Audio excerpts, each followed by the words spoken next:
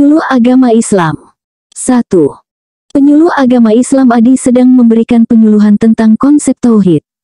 Manakah dari berikut ini yang bukan merupakan bagian dari tauhid uluhiyah? A. Mengesahkan Allah dalam ibadah. B. Meyakini bahwa hanya Allah yang berhak disembah. C. Meyakini bahwa Allah adalah satu-satunya pencipta alam semesta. D. Menjalankan ibadah hanya karena Allah. E. Tidak menyekutukan Allah dengan apapun dalam beribadah. Jawaban yang tepat dari soal di atas adalah C. Pembahasan dari pertanyaan di atas yaitu, bahwa tauhid uluhiyah berkaitan dengan pengesahan Allah dalam ibadah. Meyakini Allah sebagai satu-satunya pencipta alam semesta termasuk dalam tauhid rububiyah. Kita masuk soal berikutnya. 2. Dalam upaya meningkatkan literasi Al-Quran di masyarakat, penyuluh agama Islam Budi ingin menjelaskan tentang asbabun nuzul. Apakah pengertian yang paling tepat dari asbabun nuzul? A. Keutamaan membaca Al-Quran. B. Tata cara menulis Al-Quran. C. Sebab-sebab turunnya ayat Al-Quran. D. Metode menghafal Al-Quran. E. Ragam qiraat dalam Al-Quran. Jawaban yang tepat dari soal di atas adalah C. Pembahasan dari pertanyaan di atas yaitu, bahwa asbabun nuzul adalah ilmu yang membahas tentang sebab-sebab turunnya ayat Al-Quran, termasuk peristiwa atau pertanyaan yang melatar belakangi turunnya suatu ayat. Kita masuk soal berikutnya. 3. Penyuluh agama Islam Citra diminta untuk menjelaskan tentang hukum wakaf.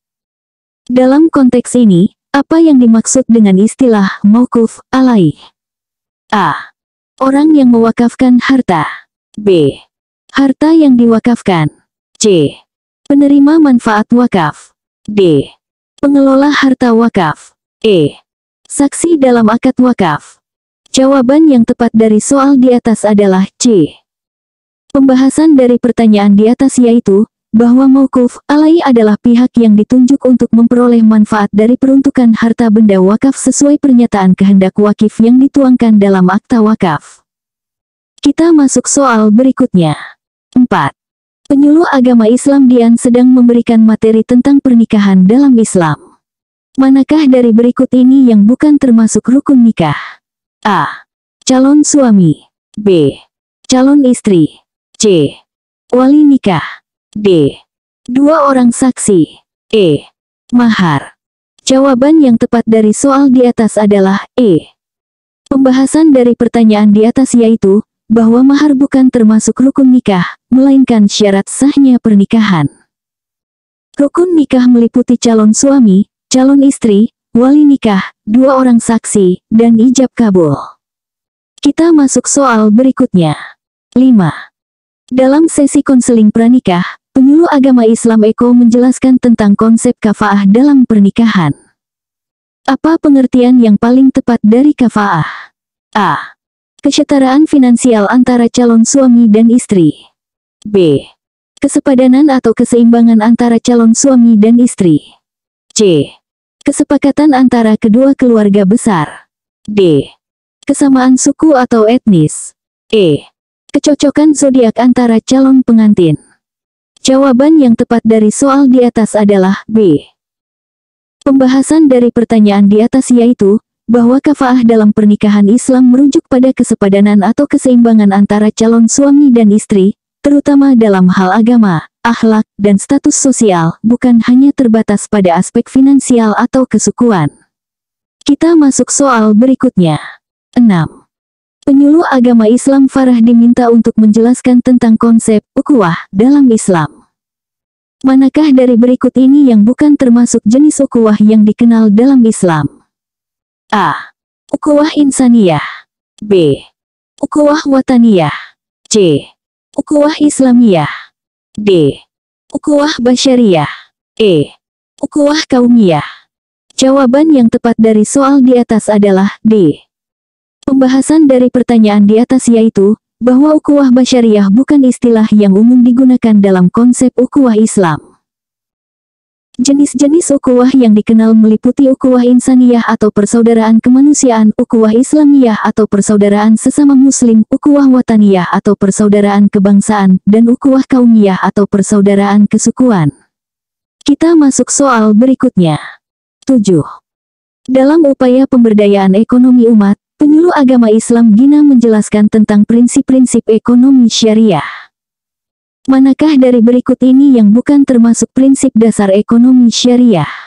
A. Tauhid atau keesaan Tuhan. B. Adil atau keadilan. C. Nubuwah atau kenabian. D.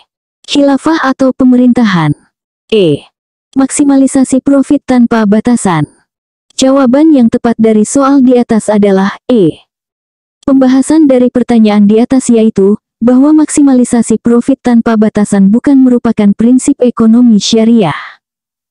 Ekonomi syariah mengedepankan keseimbangan antara mencari keuntungan dan kemaslahatan, bukan profit semata.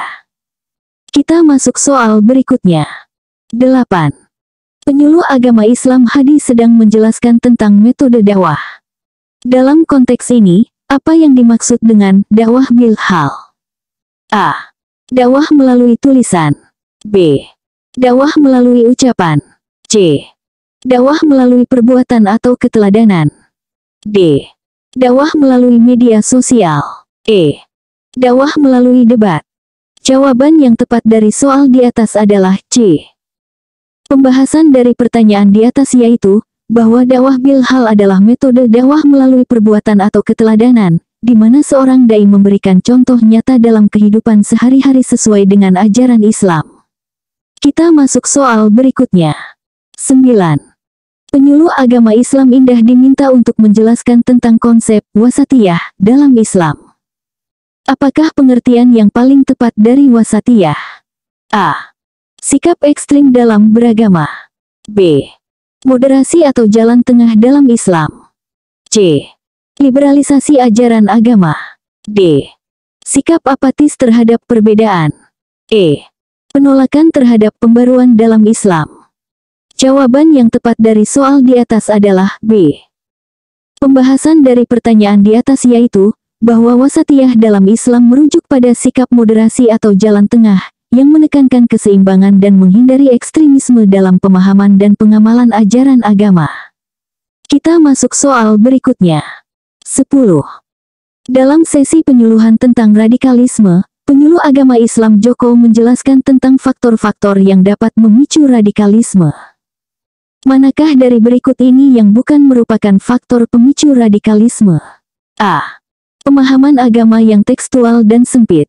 B. Kesenjangan sosial ekonomi. C. Pengaruh ideologi transnasional yang ekstrim. D. Kurangnya pendidikan multikultural. E. Penerapan nilai-nilai toleransi dan inklusivitas. Jawaban yang tepat dari soal di atas adalah E. Pembahasan dari pertanyaan di atas yaitu, bahwa penerapan nilai-nilai toleransi dan inklusivitas justru merupakan upaya pencegahan radikalisme, bukan faktor pemicunya. Faktor-faktor lain yang disebutkan dapat berkontribusi pada munculnya paham radikal jika tidak ditangani dengan baik. Kita masuk soal berikutnya.